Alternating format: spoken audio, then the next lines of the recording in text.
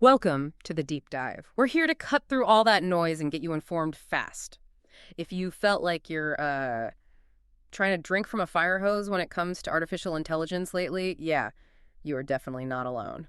It feels like every single day there's some new breakthrough or a new tool, maybe a new debate swirling around AI. Keeping up can feel, well, pretty overwhelming. It really can. That's exactly why we're doing this deep dive. We've sifted through, honestly, a mountain of sources for you, everything from technical updates, major company announcements, academic insights, to those really crucial ethical discussions. Our goal here is simple. Pull out the most important nuggets, give you a clear, concise picture of what's truly significant right now in this rapidly evolving landscape. Okay, so what can you expect today? Well, we're going on quite a journey. We'll start by unpacking the latest moves from the big AI players. Then we'll uncover some really fascinating new tools that are making AI more accessible, for everyone. Yeah. After that, we'll dig into the core advancements in large language models, what's happening under the hood, and then zoom out a bit. Look at the societal implications, the ethical debates, and some of the frankly critical challenges that are emerging. So let's dive in. Looking at the AI giants, what's jumping out at you first? Well, what's immediately striking is just the sheer dynamism. Take OpenAI, for instance. Their recent GPT-5 launch. It was a bit of a roller coaster, wasn't it? Yeah, definitely mixed reaction. Exactly. It showed steady improvement, sure, but you could also feel a bit of maybe disappointment. Probably because expectations were just sky high. Right. We all expect miracles now. Pretty much. But technically, it is a substantial leap. They've reportedly cut hallucinations by a massive 80%. 80%? Wow. Yeah. And that's not just a number, right? It fundamentally changes how reliable these models can be. Opens up new uses where accuracy is absolutely critical. Think legal research, medical stuff. They've also rolled out more tailored chat and reasoning models specifically. And we saw quick adoption, didn't we? Like Anycoder via Poe made it the default almost straight away. Instantly. Yeah. But then, as often happens, came the user backlash, which is just as interesting, really. Yeah, what happened there? Well, OpenAI actually had to pivot. They ended up restoring popular older models like GPT-4 and even increasing the usage limits for ChatGPT Plus. Ah, so a direct response to users pushing back. Precisely. It really shows how user experience is directly shaping development, even for the giants. And interestingly, court documents recently revealed a bit of a strategic shift for OpenAI. They seem to be increasingly focusing on developing these advanced AI super assistants. Super assistants. Okay. Yeah. And maybe even more intriguing, some leaked info suggests OpenAI is actively targeting younger users, trying to position ChatGPT as, culturally relevant. Embedding it early. Makes sense from their perspective, I guess. It's definitely a clear move to weave AI into the fabric of future generations' lives. Hold. But it's not just about their main models anymore, is it? They're moving into open weight models, too. That's right. A really significant step. They're releasing models like GPT-OS 12B and 20B under an Apache 2.0 license. Meaning anyone can grab the code and the weights? Exactly. Download, inspect, use it freely. And these are designed to run on surprisingly lean hardware. We're talking maybe a single 80 gigabit GPU or even just 16 gigabits of memory for the smaller one. Wow, that's accessible. It is. And they come with a huge 128K context window. Which means it can remember a lot more of the conversation or document. Precisely. Like reading a whole novel or a big technical manual at once. Huge for understanding long conversations or complex documents, especially for, edge computing or regulated industries. This push into open weight feels like a big deal for democratizing AI. It really is. And technically, another breakthrough is their use of 4-bit MXFP4. Okay. Technical term alert. What's that mean in simple terms? Right.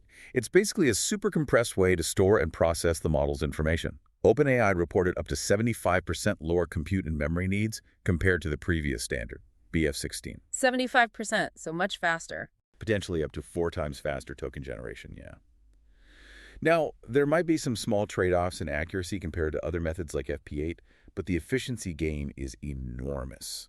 Makes these powerful models usable in way more places. Okay, let's switch gears to Google. They seem incredibly busy, too. VO3 and video generation. Oh, yeah. VO3 is really pushing the boundaries there, setting new standards for AI video. And their approach seems quite diverse. It is. Beyond video, they unveiled Jules. This is fascinating. A no-code app builder. No code. Powered by Gemini. Yeah, Gemini 2.5 Pro.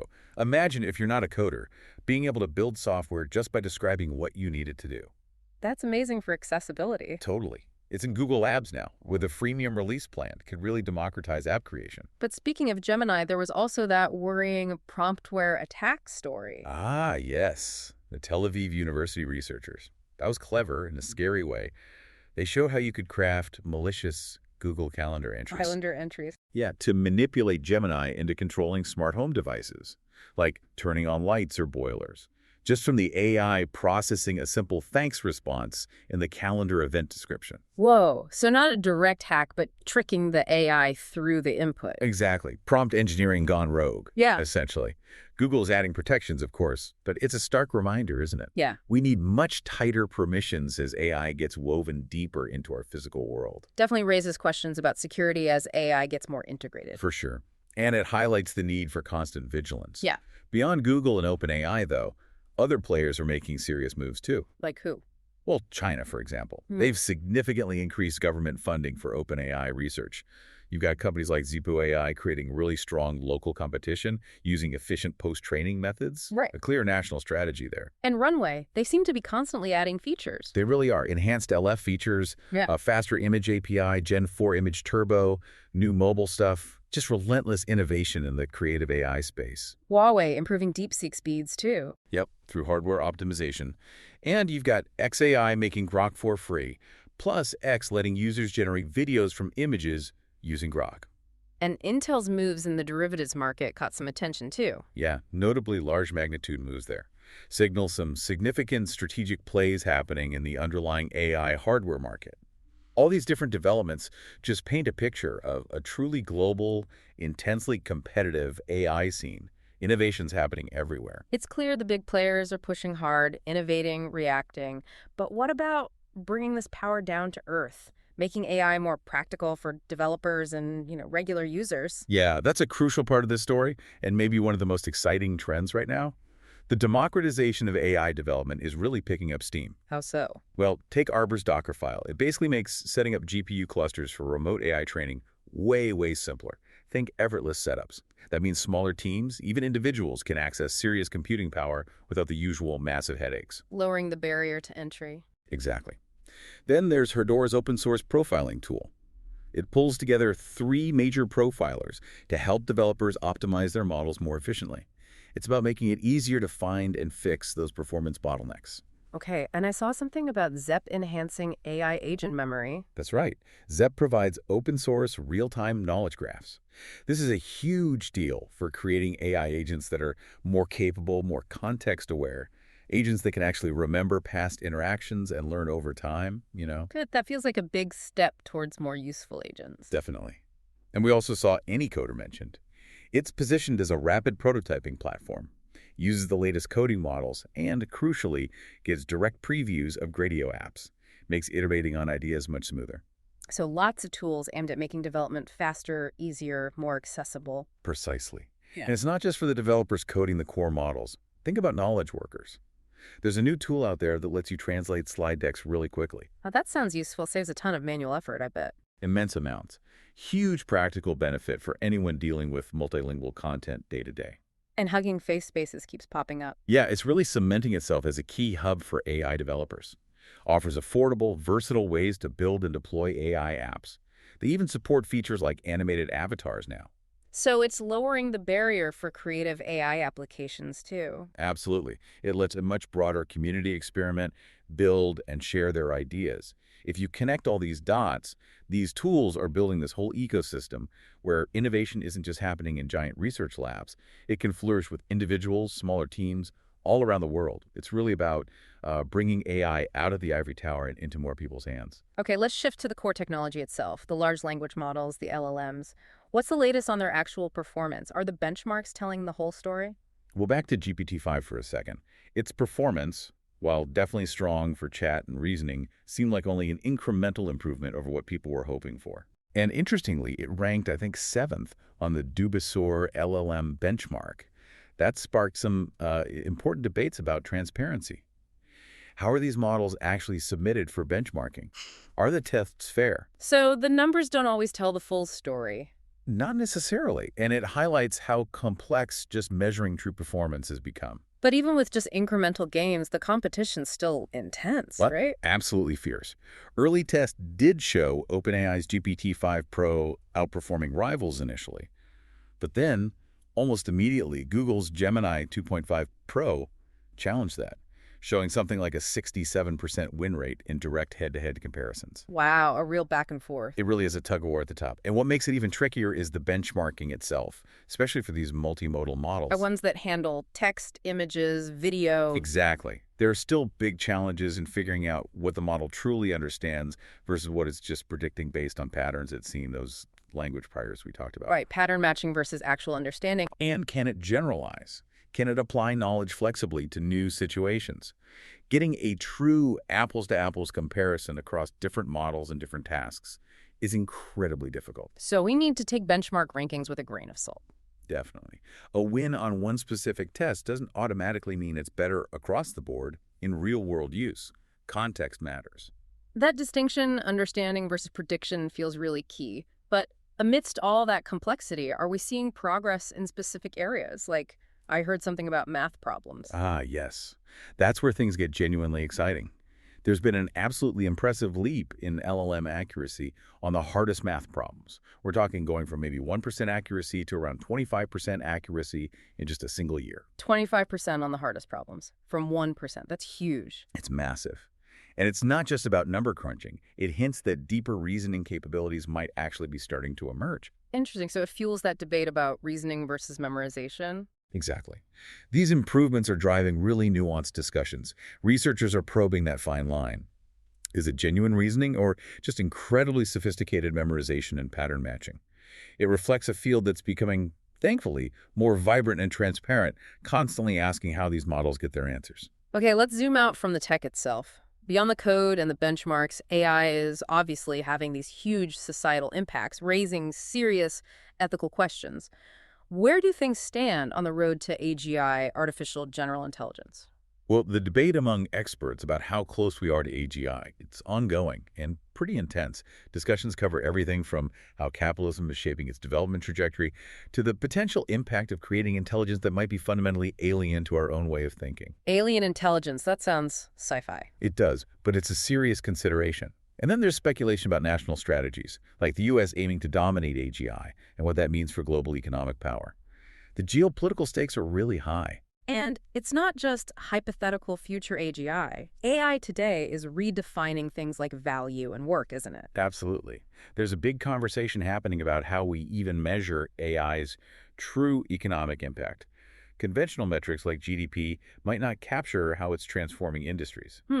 So how do we measure it? That's the question. And tied into that is this intriguing theory that the most valuable human roles in the future won't be coding AI, but something called context engineering. Context engineering, what's that? The idea is that the uniquely human skill will be understanding, defining, and shaping the context in which AI operates. Knowing what questions to ask, how to frame problems effectively. So orchestrating the AI, guiding it. Exactly. Less about building the engine, more about being the skilled driver who knows where to go and why. It's a powerful idea about where human value lies. That really is food for thought. Right. We're also seeing the rise of AI agents, AI companions. Yes, and their growing ability to act autonomously, to do things in the world that represents a whole new frontier. Which brings up the emotional side too, right? AI companions. It does. And that raises really complex questions about the emotional significance these relationships might take on for people. It underlines the need for responsible development as these interactions get more personal and intricate. So maybe chatbots are plateauing a bit in terms of hype, but the underlying capabilities are still advancing. That's what industry insiders seem to be observing. While chatbots might feel less novel, there's quiet, steady progress in automating things like scientific research itself. That could have massive downstream effects. Okay, but with all this progress, we absolutely need to talk about safeguards and governance. That report from the Center for Countering Digital Hate sounded alarming. It was deeply concerning, yes. Finding that over half of ChatGPT's responses to risky prompts, things involving self-harm, drugs, could be dangerous. That's serious. And there was a specific example. Yes, they cited a case where a persona designed to mimic a 13-year-old received guidance related to self-harm within just minutes of interaction. It underscores an urgent need for much stricter safeguards. OpenAI did respond, saying they're working with experts to improve safety and prevent harmful responses. But it shows the challenge is real and ongoing. Absolutely. Yeah. And it's not just about the AI's output. There are governance issues, too. Look at the UK's Alan Turing Institute. Britain's big AI research hub, right?